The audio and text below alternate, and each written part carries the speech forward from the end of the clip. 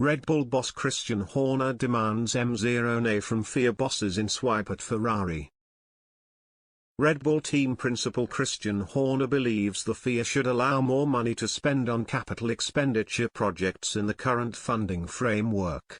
He has also suggested that Ferrari have an unfair advantage because of their wealth of experience in F1 and the time they've had to develop their engine. Following the introduction of team budget caps this season, F1 plans to include limits on how much engine manufacturers can spend on their updated technical regulations in 2026. It will likely involve concessions for new manufacturers like Red Bull Powertrains and those from the Volkswagen Group. The current framework offers manufacturers a bonus of £7.7 million, $10 million, for their first 2 years and £3.8 million, $5 million, for the third. There is also an extra £11.5 million, $15 million, allowance for CapEx, capital expenditure, and extra dyno time. However, Horner wants bigger concessions, especially in CapEx, because he thinks younger teams are at a disadvantage against those, like Ferrari, who have developed their engine over a much longer period.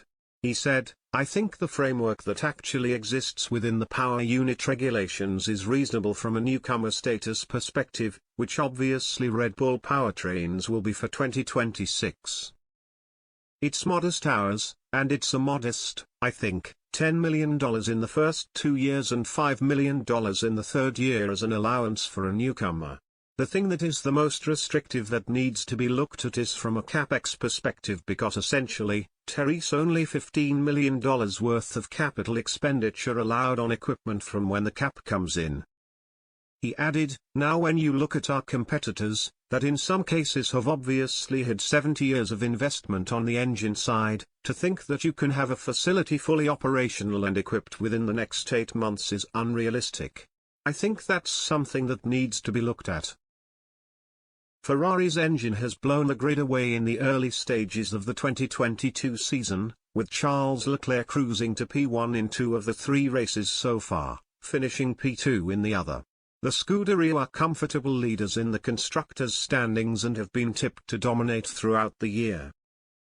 Red Bull's engine can't be too far behind, with Max Verstappen bettering Leclerc in Saudi Arabia, but reliability has been Horner and Godot's primary downfall so far this campaign.